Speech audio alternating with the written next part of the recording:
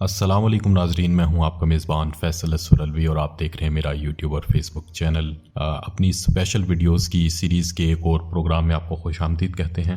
پاکستان کے سابق صدر اور آرمی چیف جنرل ضیاء الحق کے طیارے کو کئی دہائیاں بیت چکی ہیں، لیکن آج تک اس بات کا پتہ نہیں چل سکا کہ ان کا C-130 طیارہ آخر کریش کیوں ہوا تھا۔ اس حوالے سے ہم پاکستان کے سابق army chief general Mirza Aslam Baig, جنہوں نے ایک کتاب اقتدار کی مجبوریاں لکھی، ان میں کچھ انکشافات کیے گئے، ان انکشافات کے بارے میں آپ کو بتائیں گے۔ جنرل مرزا اسلم بیگ کہتے ہیں کہ سامنے دھواں نظر آ رہا تھا، اگلے ہی لمحے طیارہ اس کے نزدیک پہنچ چکا تھا۔ وہاں ایک ہیلی کاپٹر بھی اتر رہا تھا اور ہیلی کاپٹر کے پائلٹ سے ہم نے اپنے طیارے سے رابطہ کیا تو اس نے بتایا کہ پاکستان 1 جو C-130 طیارے کا نام تھا وہ کریش ہو گیا ہے اور کوئی نظر نہیں آ رہا۔ جنرل مرزا اسلم بیگ لکھتے ہیں کہ اس قسم کے حالات میں مجھے ایک فیصلہ کرنا تھا، اگر میں جائے حادثہ پر پہنچ بھی جاتا تو کچھ کر نہیں سکتا تھا، اس لیے میں نے پائلٹ کو کہا کہ سیدھے راولپنڈی چلو۔ جنرل اسلم بیگ نے حادثے کے روز اور اس سے پہلے کی تفصیلات بیان کرتے ہوئے کہا کہ ضیاء الحق کی ہلاکت کے بعد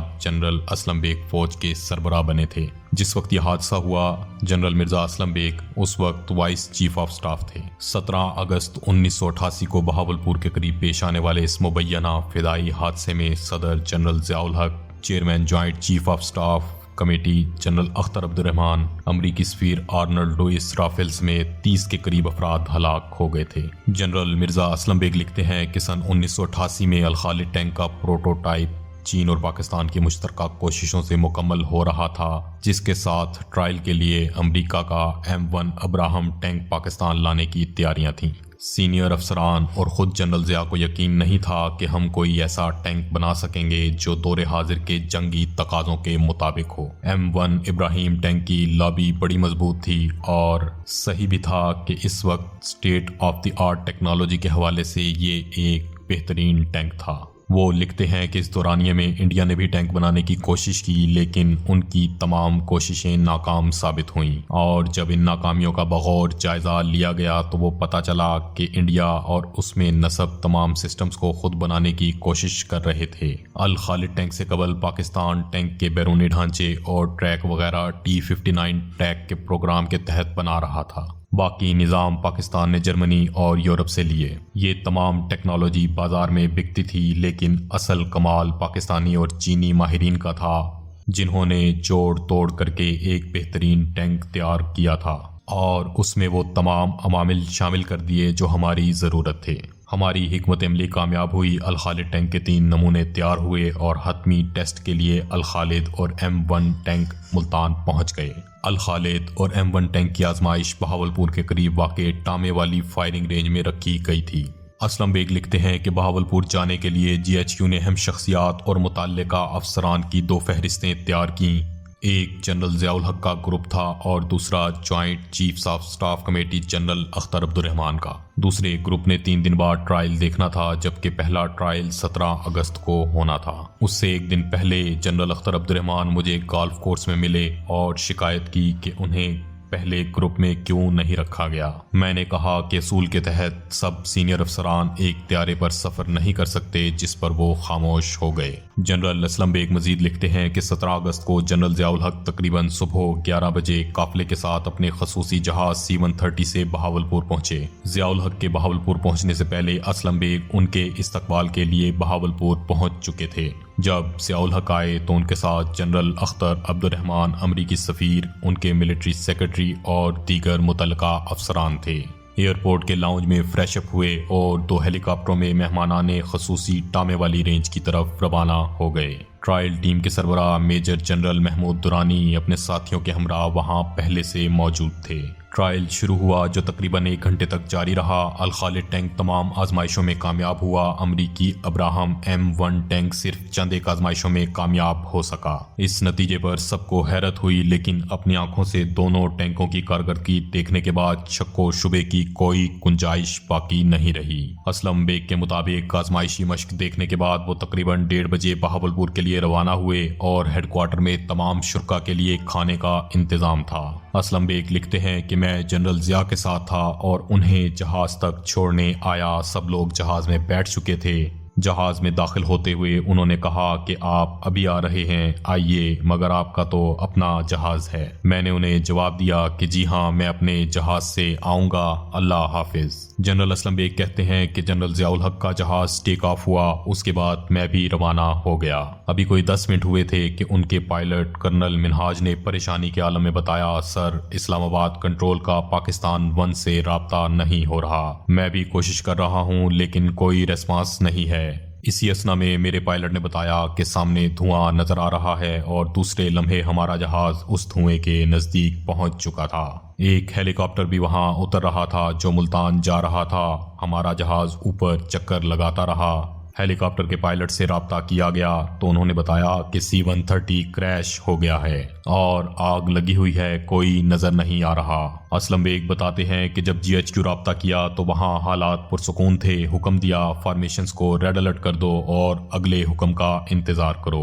मेरे साथ जहाज में बैठे हुए ऑफिसर्स मेरी तरफ देख रहे थे और मैं गहरी सोच में डूबा हुआ था। मुझे फैसला करना था कि इक्तदार अपने हाथ में लेना है या उसे देना है जिसकी अमानत है। जहन में वालिद की नसीहतें चल रही थीं कि हकदार को उसका हक दें, क्योंकि 1985 के बाद 1988 में भी मैंने जनरल ज़ियाउल हक को मशवरा दिया था कि इलेक्शन करवाएं और इक्तदार अवाम को सौंप दें। अब जब हालात ने मुझे इस मकाम पर लाकर खड़ा किया था और मुझे खुद फैसला करना था तो दिए गए मशवरों के बरअक्स फैसला करना मुश्किल था। मैंने फैसला किया कि इक्तदार अवाम की अमानत है और उन्हीं को दिया जाएगा। GHQ पहुंचने से पहले मैंने चीफ नेवल स्टाफ एडमिरल साद अहमद खान और chief of air staff air chief marshal हकीमुल्लाह को पैगाम दिया कि वो फौरन GHQ पहुंचें। DGISI लेफ्टिनेंट जनरल हमीद गुल और जज एडवोकेट जनरल ब्रिगेडियर अजीज अहमद खान को भी बुला भेजा। आधे घंटे के अंदर चारों पहुंच गए। मैंने सूरत हाल बताई और मशवरे का तालिब हुआ। सभी ने वो मशवरा दिया जो मेरे दिल में था। जनरल असलम बेग का दावा है कि फौजी क़यादत का ये मुत्तफ़िक़ा फैसला था कि आइन के मुताबिक चेयरमैन सेनेट गुलाम इसहाक खान को बुलाया जाए और इक़्तिदार की जिम्मेदारियां उनको सौंपी जाएं। गुलाम इसहाक खान पहुंचे तो उन्हें कहा गया कि ज़रूरी इंतज़ामात करने के बाद 90 दिनों के अंदर इक़्तिदार अवाम के नुमाइंदों को सौंप दिया जाए। आपके इस काम में ताउन हासिल होगा। 10 बजे तक सदर गुलाम इसहाक खान ने कौमी नशरियाती राब्ते पर कौम से खिताब किया। जनरल ज़िया के इंतकाल के बाद 3 घंटों के अंदर आइन बहाल हो चुका था। इंतकाले इक़्तिदार की कार्रवाई का आगाज हुआ जिसे 90 रोज में मुकम्मल होना था। जनरल असलम बेग लिखते हैं कि रावलपिंडी पहुंचकर मैंने lieutenant general Mohammad Shafiq core commander Bahawalpur से राब्ता किया। उन्होंने बताया कि हलाक होने वालों की शनाख्त मुश्किल है और हम जनरल ज़िया की कुछ वाक़यात इकट्ठी कर रहे हैं ताकि उनकी मैयत को तैयार किया जा सके। दूसरे दिन मैंने जनरल शफीक से तफसील से बात की। मैंने पोस्टमार्टम की रिपोर्ट के मुतालिक पूछा तो उन्होंने बताया कि CMH से रिपोर्ट का इंतज़ार है। चंद दिनों बाद रिपोर्ट मिली तो उसमें किसी किस्म के केमिकल की निशानदही नहीं हुई और चंद हफ्तों बाद जब अमेरिका से रिपोर्ट आई तो उसमें भी किसी किस्म की आलाइश नहीं पाई गई। असलम बेग के बकौल हादसे के दूसरे दिन DG मिलिट्री इंटेलिजेंस को हिदायत दी गई कि इंक्वायरी करें और तजावीज़ पेश करें। इन तमाम रिपोर्टों की तफसील 3 हफ्तों के अंदर हुकूमत को मिल चुकी थी। उसके बाद हुकूमत की जिम्मेदारी थी कि अगले इक़दामात का हुक्मनामा जारी करती। 4 हफ्तों के अंदर अंदर पाकिस्तान एयरफोर्स की इंक्वायरी और तीनों दूसरी इंक्वायरियों की तहकीकात के मुताबिक ये बात वाज़े हो गई थी कि किसी केमिकल या गैस की कोई भी निशानदही नहीं हो सकी। जब जहाज डगमगाने लगा तो अंदर से किसी ने पायलट का नाम लेकर पुकारा था कि ये क्या हो रहा है, लेकिन पायलट की तरफ से कोई भी जवाब नहीं मिला, जिससे इस बात की तस्दीक भी हुई कि गालबन किसी क्रू मेंबर ने ये बात कही हो जिसे मॉनिटरिंग डेस्क ने ना सुना हो। पायलट ने SOS भी नहीं मांगा। इन्हीं बातों से शुबा होता है कि शायद इस हादसे के पीछे कोई साजिश थी। जनरल मिर्ज़ा असलम बेग लिखते हैं कि बेनज़ीर भुट्टो जब वज़ीर आज़म बनी तो मैंने उन्हें मशवरा दिया कि वो हादसे की क्रिमिनल इंक्वायरी करवाएं ताकि हक़ाइक़ सामने आ सकें, लेकिन उन्होंने बंदयाल कमीशन बनाया जिसकी रिपोर्ट ये थी कि एक डिक्टेटर का यही अंजाम होता है जिसने उनके वालिद को फांसी दी थी। जब नवाज शरीफ वज़ीर आज़म बने तो उनसे भी यही दरख्वास्त की। उन्होंने भी जस्टिस शफीउर रहमान की सरबराही में एक जुडिशल कमीशन बनाया। वो भी इसके सामने पेश हुए, लेकिन इसने भी वाक़े को हादसा करार दिया। इसी तरह अमेरिका और C-130 जहाज़ बनाने वाली कंपनी के मुताबिक जहाज़ के अंदर ہر ایک تکنیکی خرابی کی وجہ سے یہ حادثہ پیش آیا تھا۔ ناظرین اکرام، 34 برس گزرنے کے باوجود پاکستان کے سابق آرمی چیف اور سابق صدر جو ایک انتہائی ہائی پروفائل شخصیت ہیں، ان کا C-130 طیارہ کریش ہو جانا اور اس طرح سے ان کا انتقال کر جانا، یہ آج تک ایک معمہ بنا ہوا ہے۔ اس حوالے سے بہت ساری تحقیقات کی گئیں اور بہت سارے ماہرین نے اس کو ایک سازش قرار دیا، لیکن آج تک اس کی قرار واقعی اور حقیقی تحقیقات نہیں ہو سکیں۔